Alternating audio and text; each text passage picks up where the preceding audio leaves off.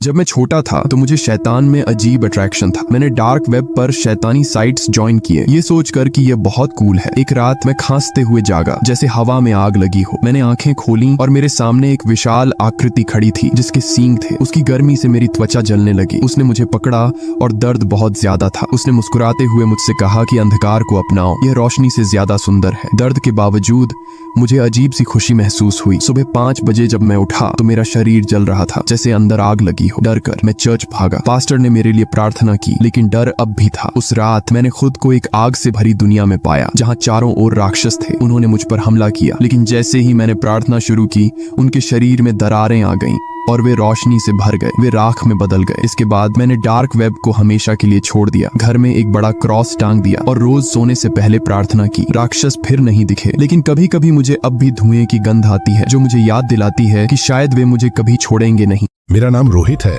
और जब मैं 15 साल का था मेरे दोस्तों और मैंने हमारे स्कूल के पीछे वाली पहाड़ी पर पुराने डरावने हॉस्पिटल को देखने का फैसला किया। एक आधे दिन की छुट्टी पर हमने हॉस्पिटल को देखने का प्लान बनाया। मेरे दोस्त विनय ने शुरू में मना किया, लेकिन हमने उसे मना लिया। अंदर जाने पर पहली मंजिल पर धूल भरे बेड्स और पुरानी सर्जरी टेबल्स पाई। विनय हर छोटी छोटी आवाज पर डर रहा था। जब हम दूसरी मंजिल पर पहुंचे तो सब कुछ अजीब सा लगने लगा। हवा भारी थी और विनय जो पहले बहुत घबराया हुआ था अचानक चुप हो गया। हम जल्दी से कमरों को देखकर बाहर निकलने की कोशिश कर रहे थे, लेकिन जैसे ही हम बस स्टॉप पर पहुंचे विनय गिर पड़ा और उसके मुंह से झाग निकलने लगा। मैं बहुत डर गया था। उसे हिलाते हुए उसे उठाने की कोशिश कर रहा था। एक मेंटर ने हमें देखा और तुरंत एम्बुलेंस बुला ली। हॉस्पिटल में हमें पता चला कि हमारा स्कूल एक पुराने सेमेट्री पर बना है। विनय ने बताया कि उसे हॉस्पिटल में किसी ने पकड़ा था और तब मुझे एहसास हुआ कि अगर वह दूसरी मंजिल पर बेहोश हो गया था तो फिर उसके शरीर को कौन चला रहा था। यह सवाल मुझे आज भी डराता है। इस घटना तब हुआ जब मैं कॉलेज में पढ़ रहा था। मैं अपनी गर्लफ्रेंड सोफिया के साथ यूनिवर्सिटी जा रहा था, जो स्मार्ट और एथलेटिक थी। हम मुस्कुराते हुए अपने अपने क्लास में चले गए। शाम की पार्टी का इंतजार था, लेकिन जब मैंने सोफिया को बाद में देखा तो वह कुछ अजीब सी लग रही थी। मैंने पूछा तो उसने कहा कि वह मुझे पार्टी में मिलेगी, लेकिन पार्टी में वह गायब थी। मैंने कॉल और व्हाट्सएप मैसेज किया, लेकिन कोई जवाब नहीं मिला। पार्टी के बाद घर लौटते समय अचानक एक काले फटे हुए लबादे में एक साया सामने आ गया जिसके हाथ में खून से सनी एक्स थी। मैं डर से जम गया, लेकिन फिर दौड़ पड़ा। उसने मुझे पकड़ लिया, लेकिन मैंने उसे लात मारी और किसी तरह घर पहुंचकर दरवाजा बंद कर लिया। वह साया डोर तोड़कर अंदर घुस आया और मैंने छिपने की कोशिश की, लेकिन उसने मुझे जल्दी ही ढूंढ लिया। जब उसने अपना मास्क उतारा तो वह सोफिया निकली। उसने बताया कि वह एक ऐसे कल्ट में शामिल हो गई थी जिसमें उसे अपने लोगों की हत्या करनी थी। उसने अपने पेरेंट्स को पहले ही मार डाला था और अब मेरी बारी थी। जैसे ही पुलिस की सायरन की आवाज पास आई, सोफिया ने मेरे हैंड को दीवार में नाइफ से चिपका दिया और एक ऑफिसर को मार दिया। फिर उसे गिरफ्तार कर लिया गया। सोफिया को कई मर्डर्स का दोषी ठहराया गया। ये भयानक एक्सपीरियंस मुझे याद दिलाता है कि लाइफ कितनी जल्दी बदल सकता है।